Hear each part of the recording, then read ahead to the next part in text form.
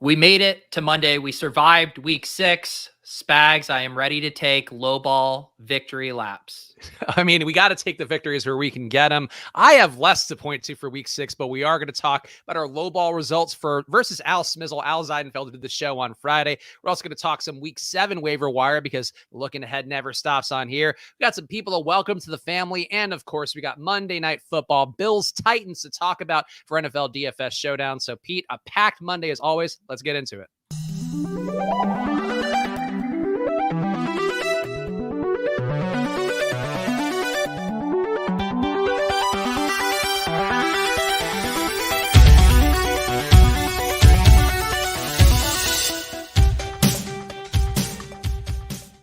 Hello, everyone, and welcome to another edition of Splash Play, the fantasy football podcast for every game under the sun. And once again, I'm Chris Spags, joined by your friend and mine, Peter Overzet. Pete, I saw you had a very reasonable headline on your recap video this morning where you min-cashed and you're proud of it. So how did you do in week 6? Yeah, week 6 was good. Yeah, my individual stuff, I stayed above float or above water, but our tilt space, we charged yesterday to finish 3rd in the game changer for 20K. So I have a 3rd of those lineups. So that was actually a nice win, especially because I thought we were just dusted. I mean, the whole show yesterday was basically a funeral. And then the past 20 minutes, we were like, holy shit, we're just charging up the leaderboard. So ended up being a nice week 6 for me. I'll have you know, Pete, you know who finished 394th out of 400 people in the Deposit Kingdom tournament? This guy right here. So I finished ahead of 2 people who didn't put a lineup in, and I think maybe 2 other guys. What was your main stack? It was going heavy on the Kansas City Washington game, as a lot of the field did, and Terry McLaurin did not do well. Antonio Brown did not do well. Who else? Marquise Brown I had in that game too, thinking that Chargers game would have some scoring. And yeah, that was honestly, I talked about hand building for that particular tournament that of course Pete's doing rake free with our friends over at DraftKings. And yeah, that lineup could not have been worse in any possible way. Yeah, that hey, as I always say, you got to Ricky Bobby these tournaments. You know, you want to be first or last, and that's how it goes. Yeah, the ownership on that Washington KC game ended up kind of out of control. Yeah, definitely did not come through in the way you would like to see unless you were a Darrell Williams rosterer, but that's something we could talk about a little bit during some of our takeaways here. But guys, if you're watching on Pete's channel or the Splash Play channel, make sure you hit that like button. It does help us out a bunch. And I got to give a shout out to Pete and I were talking about this before the show, but Josh Bennett leaving what I would say one of the nicest comments I think I've seen on a YouTube video, whether it be one of ours, one of mine, anywhere, saying this is easily the best DFS show I've ever seen. Haven't laughed this much in a long time. Love it, guys. In response to Friday's show, Pete. And we're setting viewership records with Al Zeidenfeld, with Sal Vetri. And I feel like finally the streets are aware that we are doing vaguely competent analysis, or really vaguely confident content. I feel like the analysis part perhaps lacking sometimes in some of the shows we've done of late. Yeah, that was a super fun show with Smiz. I would even say, even though it largely had to do with looking at the week 6 slate, I would say it's fairly evergreen. And if you missed it, I think you would enjoy going back and checking out that show. Yeah, so go check it out. And of course, shout out to Al Zeidenfeld. Make sure you're following at Al Zeidenfeld on Twitter, at Al_Smizzle on Twitch. He did a great job. And make sure to check out his charity as well at smizzle.tv/charity. One of the guys doing good things for people besides himself. But Pete, actually, I have the link to the low ball in the show notes or the segment sheet if you want to pull it up. But I don't think it matters. We could just also talk about what happened. It matters. Oh, does it matter? Okay. It definitely matters. I will say, so one thing people on Twitter pointing out, I see Drew Dinkmeyer and Ryan Hodge replying to your low ball post, Pete. And there was some controversy, at least in my mind, of Tyson Williams, a late game inactive there. And I guess you get his 9 points for his average, but just feels like some vague shenanigans afoot, I would say, in our low ball contest. No, there's literally no shenanigans. It was very likely that he was going to play on Friday. When I submitted it, we already established the rule that I eat his points per game. 9 points takes me up to about 97. I still easily win. Very above board. Nothing shady here. Just a very nice victory by me. You and Smiz too good at DFS for your own good. I honestly really felt good about it. I was hanging in there with you. If you want to click my lineup real fast, people can see too. My doomsday that occurred was CD Lamb going absolutely nuts. I do think he was overpriced, but I don't think Pete. And this actually I think might have been why your lineup also bubbled up. But 40 fantasy points from CD Lamb down the stretch, really putting the Patriots away single handedly in that overtime. Not what I would have expected from this outlay. I feel like the rest of the lineup though very fundamentally sound. Yeah, I thought the Jefferson and the Waller and the Nuke picks were all really good picks as far as guys who are overpriced. You also got kind of screwed on Hopkins. He had 3 targets and had 2 touchdowns. So like you can't run worse there. But yeah, the 40 burger is what absolutely did you in there. Yeah, it was funny too because I actually put it in one of the, I think in the mini max is where I put that lineup in, just in case it ended up running too good, and it did not run good enough to cash. It still was good enough to not win the low ball tournament, but not actually useful. So I have a question for you, Pete. Should we be doing low ball every week? I know we came up with a segment in part because Al does this or was doing the show. He does the cage match things, obviously trying to build good lineups, and it feels like with the engagement we got on low ball as well as the enjoyment you and I both got from it, maybe this should be a weekly feature. I think it should because we've been doing with the Thursday guest. We have been doing 2 lineups, the showdown lineup and a main slate. I think we should do showdown and a low ball because the main slate lineup, anyways, making that on Thursday, there's so much changes and it's basically worthless at that point. But low ball, I mean, low ball we can justify on a Thursday. So I propose to change the second guest lineup build to low ball going forward. Okay, and I will ratify that amendment you've offered to the show. So there we go. That's the process here. Bang the gavel. We will be doing low ball on Thursdays moving forward, trying to build the worst possible lineup. And Pete, your aptitude here, I feel like really a true GPP player through and through. You can win at low ball. You can cash in the big tournaments. That's really all people can ask for of you. Yeah, it's this is definitely my true calling. People were giving me shit about my Burrow to Chase stack. It was fine. It was fine. I do feel good. I bet against Mike Williams just about everywhere. I was telling people not to start him. I played his under on underdog. I played him in the low ball contest. So I do feel good trusting my instincts that Mike Williams wasn't 100% on Sunday. Yeah, so tune in on Thursday. We'll build some more low ball lineups. Maybe we'll figure out if we can let you guys make your low ball lineups against us as well in a free tournament. We'll see how we can do that to make it happen. But tune in Thursday. Of course, we are doing these shows Monday, Thursday, Friday, 2:30 Eastern. So come hang out with us.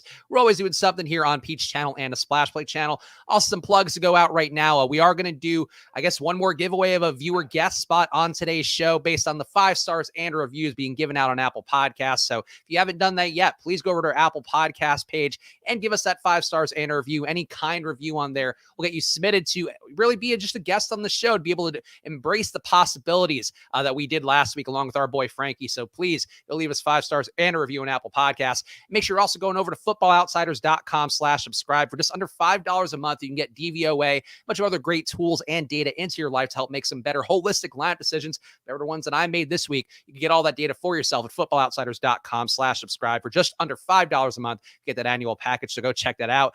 But Pete, it's time for some big snap takes from week 6, where we're going to talk about some of the big performances. And one that I thought stood out, which I know the media is talking about a lot, the traditional football media, but 3 OT games. You had Panthers, Vikings, Pats, Cowboys, and Seahawks, Steelers all going into overtime, and all ended up being crucial for DFS lineups in their own way. Obviously, the showdown for Sunday night always going to be crucial when you get some more burn there. But Pete, we can't predict this stuff, and I know on Osmo and when I was doing those shows for years, we talk about that with people trying to pinpoint NBA DFS. Oh, like this game going overtime, like that's crucial when it happens, but you can't figure it out. For football, though, is there any way you could imagine where you might be able to say, oh, this game seems like it has a better shot to stay close, just given the high volume of OT games we've been getting?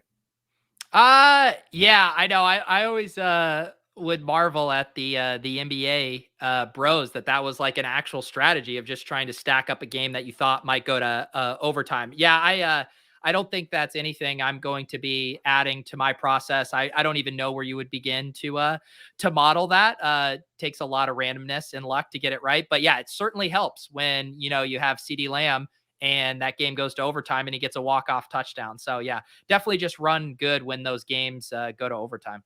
Yeah, I think we're on the same side there. Obviously, it is something that'd be nice if you could pinpoint it. And I think it really more speaks to trying to target some games that have lower ownership. I know that Patriots Cowboys game was one that I think we talked about on this show. And certainly if you went through the ownership projections, the Osmos, the ETRs, the Roto Grinders out there, did have that game being a little bit undervalued despite some guys with decent projections. So I think that's more the ethos there is just trying to target games that have less ownership. And then you hope that things can bubble up, whether it be an outlier performance or one of these OT games. But I think if you are trying to chase an overtime game, probably a bit of a fool's errand, as Pete's talking about there.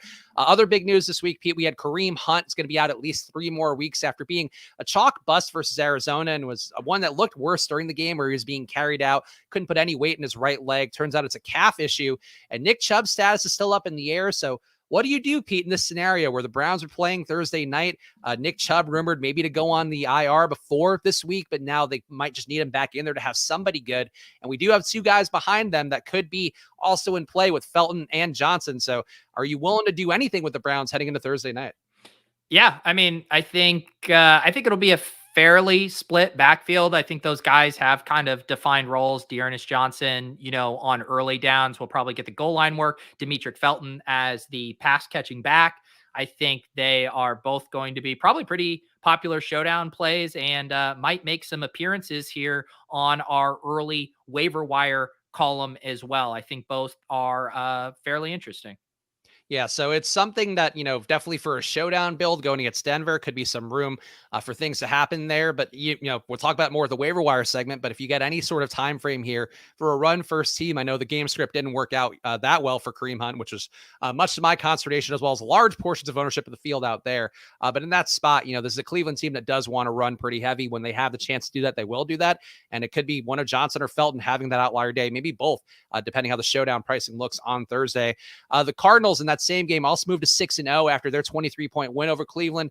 And I'm going to ask you this, Pete, and I think you might be on the same page now, but I really did feel like, obviously, my Lowball lineup did make this thesis as well, but DeAndre Hopkins could not have luck boxed that performance any more than he did with the 2 touchdowns on such low targets. And I really think the Cardinals, to me, a good GPP team, but one where even that performance, certainly not a ceiling effort. It's hard to imagine him getting there if guys like Kirk, Moore, and AJ Green every week are going to keep shaving away bits of his upside. But do you like the Cardinals for fantasy? Like, I think it's hard to argue them as a real life team now, but playing them for fantasy just feels like it comes with a lot more risk than people may realize. Yeah, I mean, I love them for DFS just because, those 3 non-nuke wide receivers are generally all in that same range. They're like always priced 4,500 to 5,000. I never play AJ Green. AJ Green continues to score touchdowns, but I theoretically like having the option to play AJ Green. I the nuke stuff is crazy. His price goes up this week. I was just doing my salary review, the first look stuff. I mean, Kyler is up at, I think, 8,400 this week, and they are massive favorites against the Texans. So Nuke, I do think, is the guy that if I had him in season long, I'd be pretty worried because he's just not getting the volume to kind of pay off the price you paid for him in drafts. And I do think we'll continue to see, one of Rondell, AJ Green, and Christian Kirk having big games each week. Now we add Zach Ertz into the mix. Like, he's going to see 4 to 5 targets a game. So yeah, I think the DeAndre Hopkins target share is a huge concern. And I don't have time to send out many trade offers, but I would be trying to sell high on DeAndre Hopkins if I had him. Yeah, if you have anybody in your league who's just box score watching, sees over a 20 fantasy point day, doesn't maybe see just the lack of targets in that game, I would agree. I think it's a good time to sell high-ish, I guess the best way, or as high as you can be with this Cardinals offense. And the Ertz point's a good one too, because I didn't even think about that. But we've talked about the 4 receivers there, just kind of carving enough away from each other that makes some good GPP plays. But guys, you really can't bank on. With Ertz coming in, it does feel like the floor gets a little bit lower, even though the ceiling will probably be where it should have been throughout. One other follow-up question here on the Cardinals for you, Pete. I'm curious to see where you land with it. Do you think the Cardinals were the best team in the NFC? I think the Cowboys have sort of made their case. The Packers certainly still looming around. We'll talk more about them in a second. But the Cardinals for you, do you think they would be your favorite to win the NFC? Man, I don't know. I still also kind of like the Rams. I know that they blew out the Rams when they played a couple weeks ago, but I still think the Rams kind of have all those ingredients, top to bottom, as far as run game, explosive playmakers, solid defense. So I think the tides could turn on that. I don't know if it's just been kind of the lackluster offensive production. I mean, Kyler Murray was legit, going to be the MVP, and then he's really slowed down. I saw a stat that I included in the newsletter today about how his carries are way down in 2020. This is from Jared Smoley. He had averaged 8.3 carries a game for 41.2 yards. This year, he's only at 6.2 carries for 19.3 yards per game. So I think the Cardinals are still exciting, but I don't know if they are the most kind of balanced team right now that I could see making a big Super Bowl run. The historical anomalies in the chat pointing out the Bucks. They are, I think, still the favorite to win the Super Bowl overall, though my Super Bowl odds are not pulling up too easily for me. So I think that's one to point out. But I think, in some respects, I don't want to say it's wide open in the NFC, but, we've seen the Saints certainly show a ceiling. We know the Packers can be around. I feel like the NFC, to me, you could really make any bet, and I wouldn't really shit on it too much. And I think the Cardinals would be one of those teams as well, where if you can get good odds on them, probably a better shot, I guess, relative to the odds of what you'd want to get out of that, than the Bucks would be right now as the overall favorite. But a lot of teams in the NFC in play, and I think, some of them will find out down the stretch that maybe they're not what we thought they were, but the Cardinals do seem to be very much that team based on how they keep putting beatings down and everybody they're coming across. Speaking of a team getting a beating put on them, the Chargers got smoked yesterday in Baltimore, 34-6, after being overvalued all year, according to Football Outsiders DVOA metric. And this is something that I know we saw in our work Slack chat where they were debating that where to rank the Chargers given the fact they kept winning, but also really, according to the numbers, weren't performing that much higher above average. They were 11th in the league heading into week 6. And this week we saw Pete, Mike Williams, Austin Eckler, massive busts, a Chargers team that maybe got a little overrated coming in, but is it also possible we're just underrating Baltimore and how consistent they've been year after year with no matter how many injuries they have? Yeah, I think Baltimore is solid, and I am excited about Rashad Bateman joining the team after starting off the season on injured reserve. And yeah, I think again similar to kind of what I was talking about with the Rams. I just think they're a really balanced team. Zero doubt and question marks for Lamar Jackson for me. They have all the weapons necessary. I think their defense is fine, and I think they're going to always be a tough out for kind of the powerhouse teams in the AFC. Yeah, I would agree. I think that they are, Baltimore is a team that really has been getting more results in the air than we've seen in a while. We know the run game is still there. They're squeezing everything they can out of their aging running backs with Murray and with Bell and with Freeman all getting appreciable amounts of work. As Tyson Williams not a factor, unfortunately, for people who were big believers in him to start the year. But I think Baltimore is probably better than we realized, and the Chargers, a team that's going to be that GPP team. Like, it wouldn't shock me to see Mike Williams have a fantastic day at whatever salary is going to be moving forward in the high 7K, low 8K range for DraftKings. And I guess that'd be the question, Pete. Like, if Mike Williams this week is going to be under 5%, or I guess not this week because they're on a bye, but the next time we see the Chargers, would you be willing to take that stab at Mike Williams again at a really lofty price tag, putting him there with Justin Jefferson, Devontae Adams, all these guys we know get the results week in, week out? Yeah, that was it was kind of a bummer. I mean, I think if he was fully healthy, I could understand why he had that price tag, but that was too much. I don't believe Chargers are on the main slate No, this yeah, they're week. on bye. They're on bye. They're on bye. So yeah. So we don't have to deal with that. It's actually a very interesting pricing week as far as DFS is going on. I was just doing the run through. But yeah, with the Chargers, I think to me it was all injury based with Mike Williams. I still feel pretty confident about his role. And I don't know, Keenan Allen's just not really getting it done these days. And I do think, Mike Williams is the 1A there now. So I don't have any long-term concerns with Mike Williams. And my last big takeaway here, and I'll see if Pete has any of his own to throw into the mix, but Aaron Rodgers telling Bears fans, I still own you while beating them 24-14. Justin Fields, not quite ready for the battle, going 16 for 27 for 174 yards, did have a touchdown and a pick, and another pick that was called back, and really just not the best showing for Justin Fields, Pete, but I do feel like maybe some signs of hope. Another 6 rushes for 43 yards, was able to throw the ball downfield a bit more, did create at least one touchdown for Darnell Mooney, which is a positive for sure. But are you, I guess, what were your thoughts of this game overall? Rodgers, I think, embracing the heel role and going against Bears fans, which I enjoy very much to see. But overall, like, it just kind of made me sad. Justin Fields looked like he had a shot to stay in that one. At the end of the day, he's just not ready for prime time in the way that we know Aaron Rodgers is and is going to be every single game.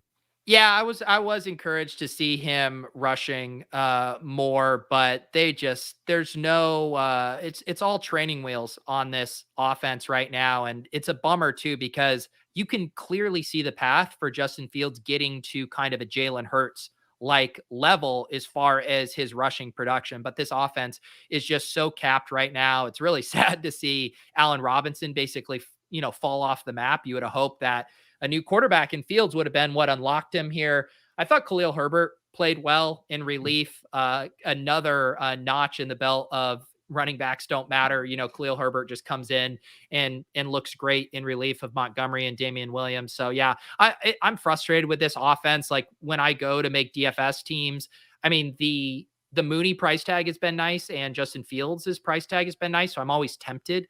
But then you just realize how slow this team plays, how uninspired Matt Nagy's play calling is, just kind of the lack of playmakers right now. And they bum me out. And now they're massive, massive underdogs to Tampa Bay this week in the late slate. Yeah, I'm still a believer in Justin Fields overall, based on the fact that, even with him getting beaten down by what the Matt Nagy play calling has been, for the most part, he is still taking those deep shots or trying to find ways to get himself more of those. One interception that I think was the one that was called back. I honestly was skipping between the games, but he threw one deep ball where he thought the players were offsides, ended up being just a picked off at the end of the back of the end zone. But the fact that he's willing to throw 50-yard bombs and get out there, I think there's still hope for Justin Fields. But at this point, it might not be hope for this year as much as it is for a new coach coming in. Lincoln Riley is really the one that I will always push for every young QB, but somebody coming in saving Justin Fields would be the move that I think a lot of us would like to see. Anything else for you that jumped out this week, Pete? I feel like those are the main 5 big ones I had, but anything that you found particularly noteworthy here? I feel like maybe we could talk more about the Cowboys, but I think we're going to have some shots to do that coming up in the next few segments. Yeah, I mean, Cooper Kupp continues just his reign of terror. Another 12 targets, 2 touchdowns. His usage is just off the charts. And also Darrell Henderson in that game too. I think just looking back, I know when they had that Sony Michel trade, myself included, was a little spooked. And there was a lot of chatter like, hey, this could be a 60-40 type split, even 70-30. And no. This is fully Darrell Henderson's backfield. He scored on the ground and a receiving touchdown as well. So I thought he looked good. And yeah, a couple other notes, but I will save them for maybe some other segments here. One other one I'll mention, Cortland Sutton, led everyone in air yards in week 6. He had 243 air yards, even left some points on the table as well, where Bridgewater missed him for another easy touchdown. And I think it's an interesting subplot because Jerry Jeudy is now eligible to return sometime over the next 3 weeks. And I'm curious to see kind of what happens to that offense, because Jeudy looked really, really good in his first few games before he got hurt. And now Cortland Sutton and Noah Fant are really coming into their own without Jeudy in the offense. I don't think Bridgewater in this offense is good enough to support all 3 of those guys at an elite level. So I'm kind of curious what gives when Jeudy comes back. Yeah, one of the biggest Noah Fant games, actually the biggest Noah Fant fantasy game he's ever had as well, which I think we're going to call out in the next few segments. But yeah, I mean, it's an interesting spot, and I agree. Cortland Sutton's a guy that's been popping up on the air yards model over and over again. If you go really any site out there that's covering air yards, you'll see him at the top of the charts. And this week he did pass Devontae Adams for the season-long lead as well in air yards. So certainly somebody that's getting targeted downfield and is going to have a slate-breaking game, though it does seem like week to week it's going to be hard to pinpoint that, as it's always going to be the case for GPPs. But Pete, it's about time, I think, where I feel like it's a low energy show today. And there's one way to really inject the energy, Pete, and that's for me to put on this costume tie and also this costume hat for a little segment we call Welcome to the Family. I need to work on my prop game, but I am ready to welcome some people. No, I need to work on my accents. That was full Mario. You can't go full Mario, I think. You're right. No. It's more like this. All right. I'm easing into it. Okay. I was actually at my sister-in-law's house last night for my little nephew's christening, and her family, her husband's family's from Sicily. So I actually feel like I'm ready to do this. Oh, proud Siciliano. That's always nice to hear. But Pete, I feel like last week you were doing more of like a guy on the corner who's somebody's uncle. This week you're going more of a kind of a swarthy Furio style from The Sopranos Italian. So we'll see what comes out in this segment. Welcome to the family, with, of course, with Italian culture back in the mainstream, not just in Pete's life, but also The Sopranos back in vogue. And we got Mario back in the world as well, with Chris Pratt voicing him. So it's our time to capitalize on both my Italian heritage and Italian culture being back in the mainstream once again. And Pete, seems like you're already in character, so why don't you go and indulge yourself in the finest whims of the Italian lifestyle? Okay, but I kind of just do the Italian accent that was last heard in my ears, so maybe I'm talking like this. But look, I gotta welcome my guy, Rashad Bateman's into the family. Okay, this guy had a 24% target share right out of the gate. Okay, there's no Sammy Watkins, no problem. We got my guy, Rashad Bateman, coming into the fold. Lest you forget, a first round pick. He was in for 67% of the pass plays and saw a target on 27% of them. Shout out Dwayne McFarland for that helpful snap. I am very excited about Rashad Bateman. I want to give you a big hug, a big kiss, and tell you to get into my lineups and start putting up fantasy points.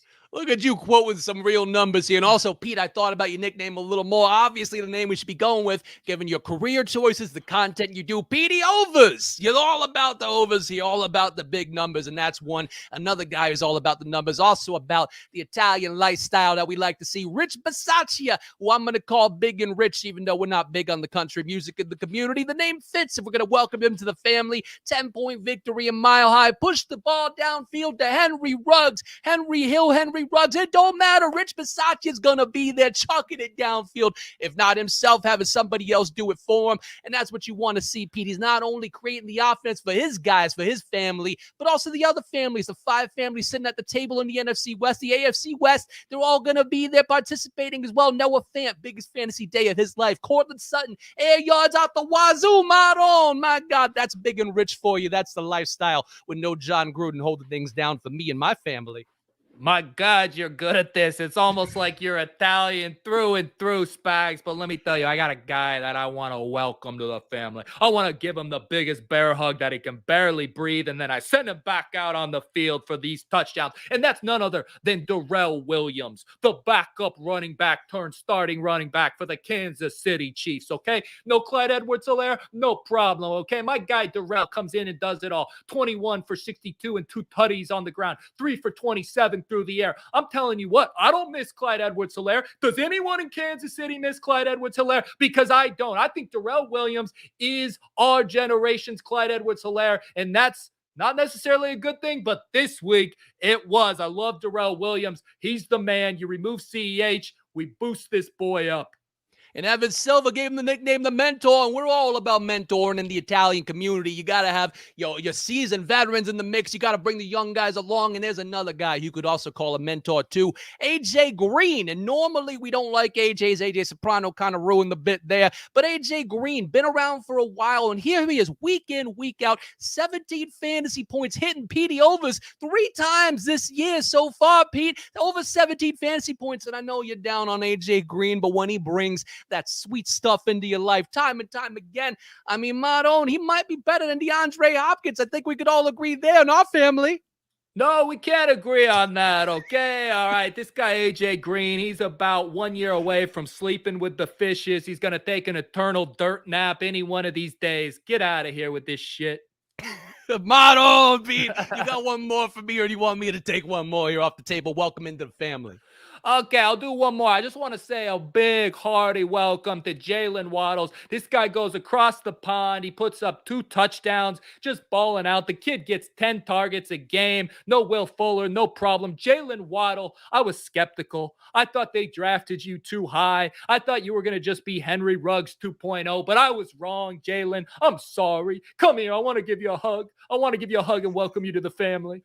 It seemed like he's not waddling, Petey. He's in fact running to get those passes from Tua, and he's got to run because Tua's throwing them all over the place, spraying like Jimmy Knuckles when he's trying to run a gun. That's why his name is Jimmy Knuckles, because he's got mostly knuckles, not very good at guns. But the guy that I'm going to welcome to the family last of all, CeeDee Lamb, who we're going to call in the family Sausage Ragu, because he can't have a good sausage ragu on Sundays without a little lamb in the mix. And he sort of ruined Spags' Lowball team, but had 9 catches, 149 yards, 2 tutties. And you know what he did? He waved goodbye to the defender, waved goodbye to Bill Belichick. And when you're going to go at a Don, you got to make sure you don't miss. CeeDee Lamb, Sausage Ragu does not miss. Welcome to the family, CD. Chepale, what balls on this guy? I'm out on Petey overs. Oh my God. All right. I need to study up. I need to come more prepared. You're running laps around me in the character work department. It's honestly, if all of our bits were things personal to me, that I would really be doing a lot better in our character work. If only I had a soothsayer at some point in my life, I'd be crushing it on Thursdays. I'm legitimately impressed. You're very good at that. Thank you. Well, either way, should I just keep the hat on the rest of the show? I feel like I think you should do the entire show like that. honestly, I think my DFS personality, my betting, if I had a TikTok page just doing this character, I think there's extensions of the brands we could do, Pete. And I think hey, it's just being who you are deep inside. That's really we turn it up to 11. That's what we do here. Welcome to the family. I would subscribe to that TikTok. Honestly, you just want me to embarrass myself publicly, I think, even more than usual. True. Probably true. All right, it's time, guys. We've welcomed these guys to the family. So now let's hit the waiver wire snake draft, where, of course, we're going to pick all the guys for week 7 that you should be considering adding to your teams. And it's an interesting week, Pete. I know the RotoViz article we always look at from Sam Wallace has got some interesting choices in there, including one AJ Green did get welcome to Sam Wallace's family of being taken off of waivers here. But some names out there, Pete, that might be interesting. I know we talked about the Browns guys, so different directions you can go to as I give you the number 1 overall pick in our waiver wire snake draft for week 7. Yeah, I am going to take Dearness Johnson with Kareem Hunt out. I do think that Nick Chubb, do we have a full update on his status? It's unlikely he's going to play, right? I think it's up in the air. They haven't ruled him out officially yet, but it's still early enough in the week, even for a Thursday game. So I'd assume he doesn't go, because why would you risk that? But it is the Browns, and they sometimes do stupid shit. So as we know, so maybe, I don't know. Yeah, I think I guess my take would be is that it's worth the risk. If Chubb doesn't play, then I think Dearness Johnson is probably like a top 20 running back play this week, which is pretty nice to get on the waivers. And even if he does go, you're still probably getting him in a decent role there, getting probably 30 to 40% of the touches. So I'm willing to roll the dice on Dearness Johnson and see if I can get a spot start from him. All right. Well, I guess I just think relative to the thesis of what we try to accomplish here, I would take one Demetric Felton here just to leverage off of that play. And because he is a pass catching back, a guy who maybe won't get, as Pete mentioned earlier, won't get that end zone look, won't get the red zone looks quite as much, but can be a guy who has use, especially in PPR formats. So I think for me, taking Demetric Felton would be a decent consolation prize if you are not going to get Dearness Johnson. And probably worth keeping in mind, I guess this would be a question for you too, Pete. How much would you spend on these guys? Because it could be a very short turnaround for these guys actually having, sort of usefulness for a few weeks. Yeah, I mean, this isn't like the Devonta Booker situation where you're for sure getting, 3 or so weeks out of him. So yeah, you're probably in the 10 to 15% range if you're really in a pinch for getting a W here. I see on the RotoViz article, Sam suggested 5%, which is probably the more measured take. But if you have one of these 0 RB teams and you need a spot start, I think you can certainly justify a little more. And I will, because I have the turn pick as well, I will take a guy that Pete pumped up a little bit. And I think I was encouraged by the early results enough. Rashad Bateman coming in. No, that's who I want. I almost took him number 1. I didn't think you'd take him. I just had to. I mean, there really aren't fantastic options. And I do think Bateman, 6 targets in an offense where Lamar, we know, has been throwing the ball deeper downfield. Sammy Watkins, I think hamstring issues have been haunting him pretty much everywhere. So we could see him certainly miss some more time. And I think, the bounce back is going to come from Marquise Brown. The week to week is still going to be there for Mark Andrews, who's been getting a lot of work with Sammy Watkins out. But Bateman, 6 targets, hard to argue with coming in. And he's cheap enough, Pete, where I think, sharp guys like you might be on him, but people in a season-long league, you probably get him for pretty cheap. Yeah, I'm already regretting. I wish I could go back in time and take him first overall. It's so hard to find. You can find usable production on waivers for wide receivers all the time. Like you can get your KJ Osborne, a guy maybe we mentioned later in this segment or not. Like you can find those guys, but Bateman has the prospect profile and the setup to actually be, a top 24 tight end down the stretch if his role really grows and he kind of delivers on his talent. So those kind of situations are hard to come by. We saw it with Kadarius Toney. If he can stay healthy, has a legit chance of being a league winner, unlike some of these guys. And I'm very on board with Bateman and adding him in anywhere you can. Yep, I agree. Like I did nag Rashad Bateman. I did hypothesize in the ride or die picks that maybe Eric Tomlinson could outscore him, but he did show that he is in fact a viable part of this offense, especially with Watkins being out. So the Devin Duvernay thing too, I know we talked about on Friday's show. Bateman passing up Duvernay sooner than later, I think, is a very realistic possibility. Pete, you get 2 picks now though, so follow your heart. Who would you want now that I've so gloriously claimed Rashad Bateman all for myself? I'm just gonna rub them all over myself. Yeah, let's keep with the Browns theme here. I already took Dearness Johnson. I'm going to take Donovan Peoples-Jones. He has 9 reception and 11 targets over the last 2 weeks. Obviously, he had that big Hail Mary touchdown, which really boosted his stats, but just kind of the underlying usage is good. And they really need playmakers to step up. We saw even Odell was out of the game for a little bit with his shoulder injury. It doesn't sound like that's going to limit him, but you just never know with that kind of stuff. And with Hunt out, and if Chubb's out, like, some of these guys have to step up and make plays. And DPJ has been a guy who's been making plays. So I think he'll be a decent kind of wide receiver 3, wide receiver 4 start here on Thursday night. Yeah, he looked pretty good in that game. Obviously, you're not going to expect him to get quite the target workload or the touchdown workload, but with Landry being banged up still, and honestly, Landry being back in, there's enough for him to have production for multiples of these guys, especially if the running back situation does get ugly for a bit. So, Peoples-Jones, all the hype coming in the preseason, I think, starting to pay it off a little bit. Pete, you got one more pick here. Who you want it to be? Yeah, let's see here. I think I'm going to do another running back. I'm going to go ahead and do, I think I've probably picked him a few times or I've touted him. I love Ramondre Stevenson. I was thinking about even leaving a spot open for him in my DFS lineups if Damian Harris was out yesterday. Damian Harris ended up playing, and that's why it was pretty encouraging to me that Ramondre Stevenson still got a decent amount of work. He caught a wheel route pass. I don't know if you're watching that game yesterday, where he just went right out of the backfield. And I was like, okay, this is pretty interesting usage here, because we know he looked explosive as a rusher in the preseason. To be able to have kind of like the pass catching chops to catch a wheel route, 20 yards downfield, was pretty encouraging to me. And I still think with this Patriots backfield, stuff can change on a dime. And I do really think Ramondre Stevenson has kind of pretty unique upside in this offense if you're willing to kind of deal with a few more messy weeks of being in a committee. But the fact that he's getting that pass work, and I think is just a naturally more explosive runner than Harris, has me pretty intrigued. Yeah, and I think too, you could see if you follow any New England people on your timeline. I know Pete is there locally, so you can just go out to the street and ask people, and they'll tell them. But they are really not enthusiastic about seeing Brandon Bolden continue to get work out there. And if Stevenson can be a pass catcher, can get those, those deeper routes, can be even just getting those James White checkdowns, like he does have use in that offense. And really, it's going to be up to Bill Belichick deciding to use him, which we know can be a thorny thing to try to keep an eye on and figure out moving forward. But I agree, Stevenson to me just looks like a very talented back in a way that should complement Damian Harris moving forward. So we'll see how that goes.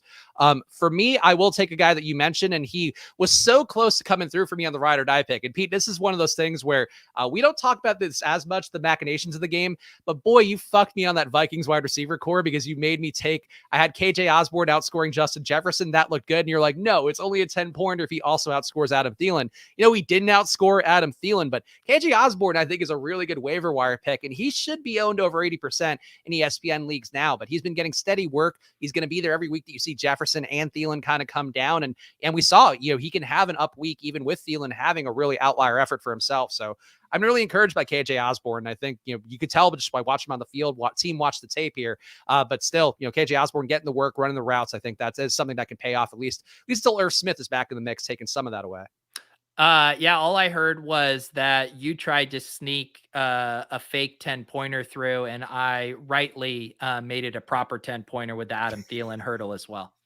I mean, you made it more difficult, and you were correct in doing so. So at the end of the day, this is a results-based business, and that's what it was. But I get one more pick here, and honestly, I feel like this is where it starts to get a little thin, but I will go to we'll go to Devonta Freeman. I think the pass game work for him is encouraging.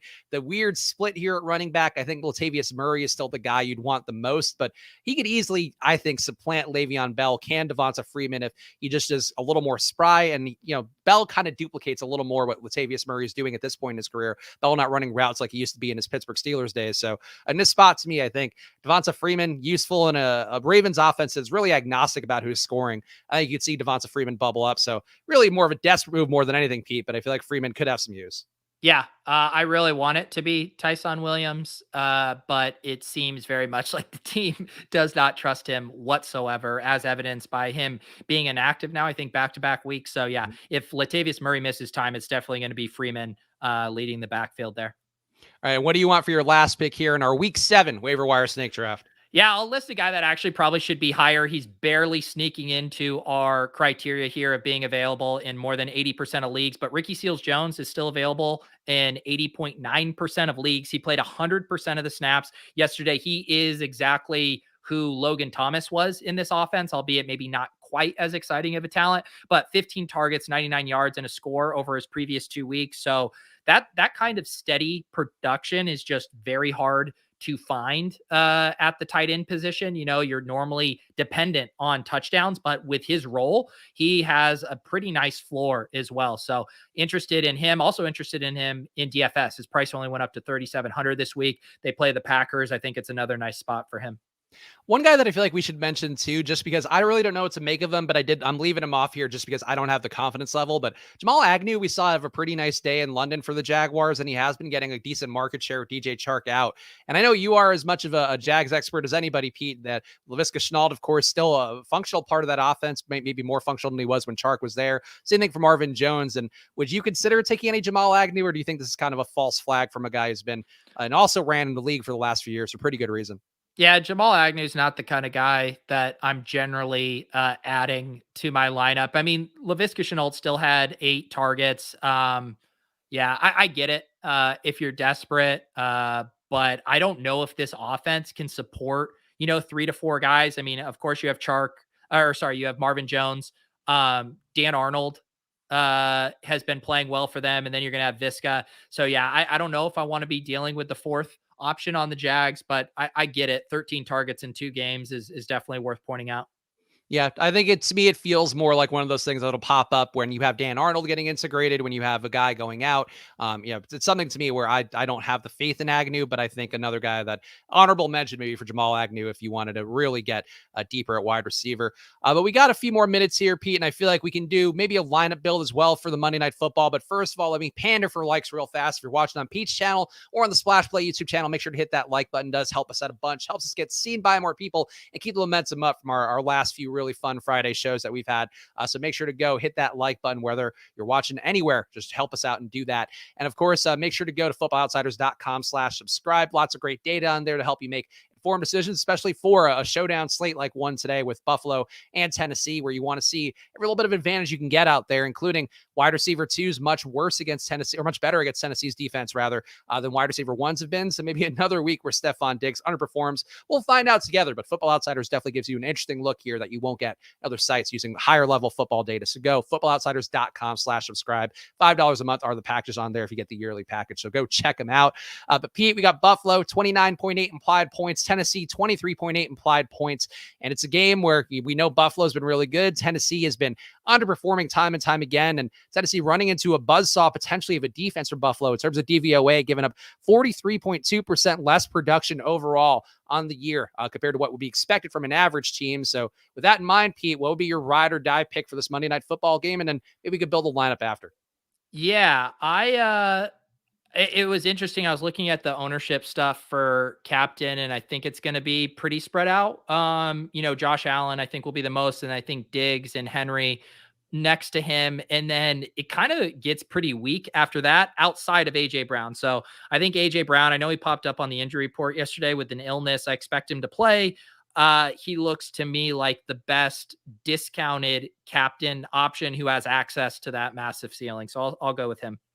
I think for me, and this has been a play that I know at some point the wheels are going to fall off, but I would go Emmanuel Sanders for my captain tonight, and I know I will in some portion of lineups. And it does get hard to sort of ignore the share of the offense Josh Allen has, and the running backs, I think, have some appeal to people out there, though probably less for me than some of the other folks who have been beating the Devin Singletary and Zach Moss drums. But Sanders to me is getting the work that Diggs should be getting and getting pretty much the same volume in terms of air yards. Targets are a little bit less, but getting more deep shots. So just a little more volatility there.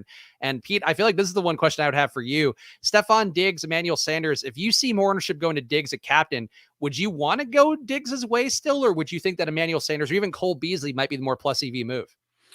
Yeah, I mean, I was looking at the sim results for the captain ownership, and you're seeing, Beasley around 4%, Sanders around 4.7%. So I think there's some merit to it, but you're still seeing Diggs up at 10%, AJ Brown at 10%. So pretty clearly, better captain plays, I think, just because of that ceiling that they can access. So it does seem like Sanders is going to get owned a little too much relative to how often he's showing up. So the Beasley stuff is interesting to me. I think one thing that I was looking into, because I was looking at some prop bets for this game, and they I think that the Bills might, pass less. They're kind of Josh Allen's pass attempts are down a good bit this year, and they are running the ball more in these bigger positive game scripts. So I ended up betting the under on Allen's pass completions, and I bet an under on an Emmanuel Sanders. So I'm just a little less bullish on the ancillary options for the Buffalo pass game, and I'd almost prefer to play it through garbage time Titans. Yeah, I that's a reasonable way to look at it. I just like Sanders a lot, and I think the fact the price tag hasn't come up enough. Though it is worth pointing out, Diggs under 5 figures for the showdown on DK tonight, I think is interesting, given the fact that we saw guys like Deontay Johnson be a little bit overpriced yesterday. We've seen receivers starting to bubble up a little bit more in terms of that ownership, but I don't know. For this spot, to me, I think that going to Emmanuel Sanders' way, just cheaper, more appealing move. And according to the Osmo ownership, it does look like Diggs. I know, Pete, you mentioned some numbers. They have Diggs being 15%, Sanders being under 6%. Maybe that's a little bit loftier, favoring Diggs in the historical sample size. But I think the public is waiting for this Diggs breakout day. And separate question, Pete, and if you could pull up the lineup build so we can do that real fast too. Yeah. Would you play Derrick Henry at captain at all? Because the field's going to have him at the number 2 overall ownership, it looks like, based on what I'm seeing, or at least 2 or 3, it looks like. And I think out of all spots here, this is the one where he can get game scripted out in the most uncomfortable way, where I would not want to have him as a captain. Yeah, I mean, the only thing is, I've kind of changed my tune on him getting game scripted out now that he's catching passes. That was another one of my bets that I did in the underdog pick'ems. I took his over 16.5 receiving yards. Last week, he didn't have any catches, but they, were absolutely just destroying. He had 3 touchdowns on the ground, where his receiving usage has been actually pretty good in games this year that are relatively close or they're trailing. So I actually don't mind Derrick Henry and the captain. Looking at the run the Sims, 19% frequency in the captain spot, and his ownership is going to be down around 12 or 13%. So honestly, a positive leverage situation. And I'm less spooked by Henry's pass catching role than I used to be. Yeah, I mean, I guess that there are some stories you could certainly tell there where maybe Tennessee does get the lead a little bit earlier, perhaps with a Henry or an AJ Brown touchdown, or Julio, if you really do want to go that way. As I know, some of the guys in chat do want to go. That's definitely a different build approach. I just worry with Henry that at that price tag, the lineup you're going to build is going to be looking a lot less attractive. And it's an interesting question to ask, but I guess we can answer it for ourselves by building this lineup here. And Pete, I'll let you take the first move here. If you want to go with a captain or a flex guy, let's do that. But let's build a lineup, and which way I want to go, so I'm ready for you to go a completely different direction to ruin my Emmanuel Sanders takes. Let's see here. I think there's a lot of different ways. I don't want to do Emmanuel Sanders at captain though. What is wrong with Emmanuel Sanders? He's been running so good. He's been very effective on the year. Like what? Why no Manny? Why no Manny? I gave my whole spiel about why I thought the Bills passing game wasn't necessarily the way I wanted to play it through the captain slot. But I'll let you leave the door. I'll just put Derrick Henry in the flex, and I'll let you decide on captain. Okay. Well, now I feel like I can't completely spit in your face, but I feel like I have to, because I think it's the right move. Emmanuel Sanders, a captain, cheap enough, gives you salary to play with. I just think that's the move. So I'm going to say put Manny Sanders a captain. Wow. I can't believe it. I feel like I'm disrespecting you in a way that normally is reserved for you disrespecting me, but I just feel like Manny Sanders, I find it hard to believe he won't be the captain tonight. What I'm going to do is I'm going to pander to one of our loyal viewers and commenters, Joshua Frick. Joshua pumps Julio Jones on every single show. He loves Julio, and I would be remiss not to get his boy in this lineup. I personally don't have very strong feelings one way or the other on Julio Jones as of this moment, but 6,600, that price tag isn't bad. I do think the Titans are going to be throwing a lot in the second half. This one's for you, Joshua. Julio Yeah, Jones. Joshua defending the wall there in chat, helping protect us from the guy with one account who always pops in and is taking some creative takes on being insulting to us. But still, we appreciate that a bunch. So I'm on board with your Julio Jones, and still him coming off the injury. We know that's going to drop the ownership in a way that could be certainly helpful to look at. I will say for me, then I think we got to get Josh Allen, right? There's no like the odds of Josh Allen not being in a lineup, whether it be a captain or utility, feels pretty low, I would say. Yeah, I mean, I don't hate it, but we're gonna have to really punt it off with some salary here after we go with the Allen Sanders.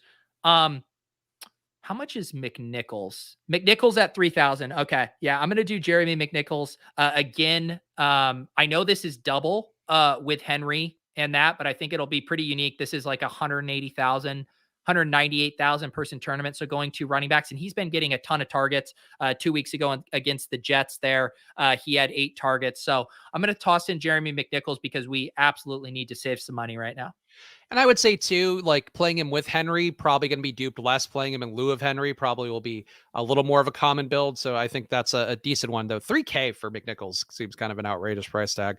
What do we have left here? I 3,300. yeah, I somebody said Gabriel Davis bounce back week. I don't know that I've seen anything that would make me feel that way, other than the fact that he's still getting like 25 snaps a game. But at that price tag, Pete, we've had some success with Gabriel Davis in the past. Maybe that's the move. I think so. Like, I don't think you want to single stack Josh Allen. You know, if Josh Allen gets there, there's going to be at least a second guy there. So I don't mind the thesis of the Gabe Davis play. Is there any world tonight where you would play Dawson Knox with the field at just shy of $8,000 in a showdown? Man, that is so expensive. Mhm. His role has been really good, but even last week he kind of got there on the big touchdown play. So I don't think he is going to end up being, a very good play. He's barely showing up in these optimals. Only 15% total in lineups at that price tag. It's very pricey. Nathaniel saying, play Trubisky, you cowards. I don't think they're going to get that much of a boat race. I think would be unlikely for. I never play a backup QB. I know that's something people like to do if they're playing 150. I just think that's such a the narrow margin of possibility that it's just not worth any sort of money being spent on that at all. Yeah, Joshua also brought up Bullock. I was seeing him in some of the optimal lineups, but my thing is if you're playing the Titans as, losing by, 7 to 10 points, I generally don't like playing kickers on losing teams. I think I'd rather go the Tyler Bass direction if I'm playing it through the Bills.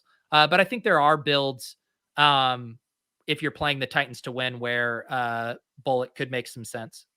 Yeah, Tennessee, I think you'd have to expect them then to defend the red zone better than they have. They've been 21th in the league, or 21st in the league. Excuse me, it's Monday. 21st in the league against red zone attacking teams right now. So it looks like, according to DVOA, 6% worse than average against the red zone defense. So that's something to keep in mind with them. Probably not the most likely, but I think kickers certainly undervalued. I know Osmo talks about that a lot. People just don't play them enough in showdowns. Don't play both, though. That's one thing I always do in the cruncher level. Only take one kicker, one defense. You are going to go that way. And Pete, I feel like we made pretty good time here. So let's do the drawing real fast of who we can have on as a viewer guest. And now we still have a couple of golden tickets lurking out there. We had underscore Alex last week who has one. I know Chris Kennedy, who had a kid recently. If he's out there, you still have a golden ticket to join the show. But otherwise, I think no new reviews. So we can just spin the wheel and make the deal.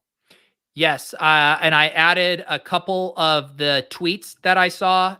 If you put your name, I saw Tim and I saw Josh, his handle, so I added them. If there was anyone else who sent a tweet that I missed, please let me know. But let's shuffle up and deal and see who is going to be the next guest. I will not try to guess where it's going to land. I have learned my lesson. Oh my goodness. It's none other than our accountant. Oh, good.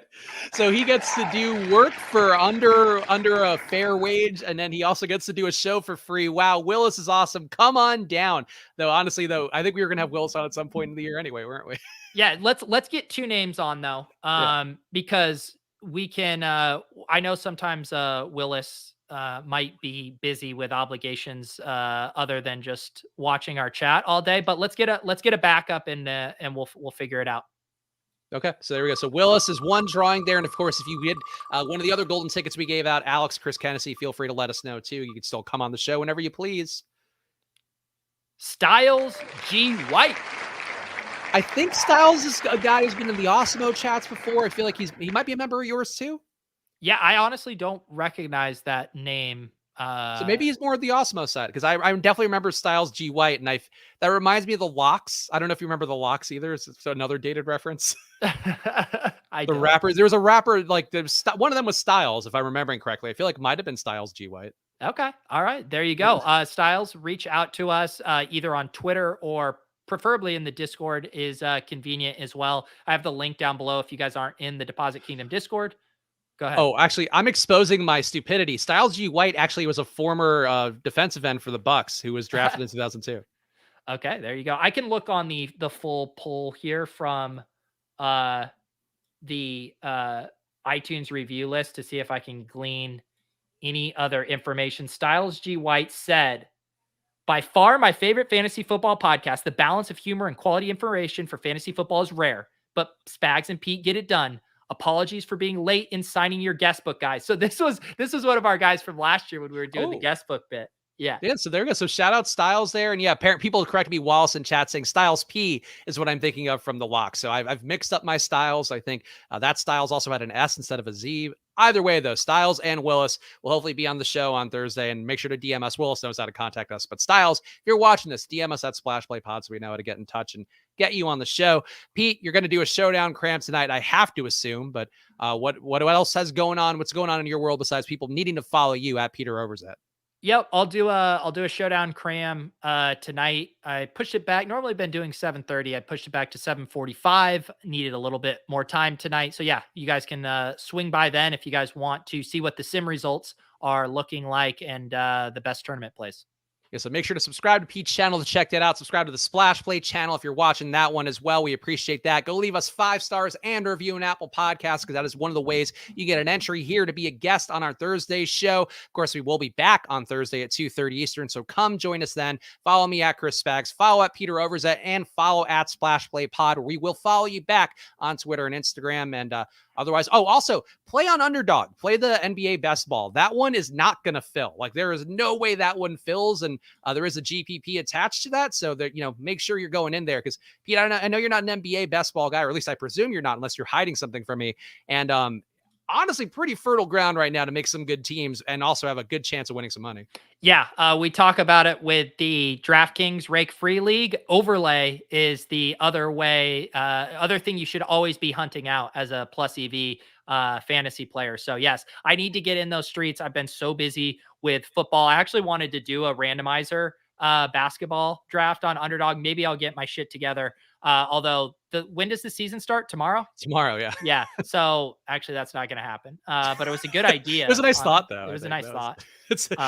Play over an Underdog, use your promo code Pete when you're depositing. And shout out to Willie K and Ashton Coates who just are tuning into the show. Good news, guys. Scrub all the way back. And it's like we're starting all over just for you guys. That's what the beautiful thing about the internet is these archives live. For better or worse, they will be up even when we finish the live stream. Yeah, come join the Italian bid. Welcome to the family. That's really the one that's coming up on the show. That's going to be really fantastic if you're starting over from scratch. But we appreciate you guys being here, and we'll see you guys Thursday, 2:30 Eastern. So enjoy your weeks and catch you soon.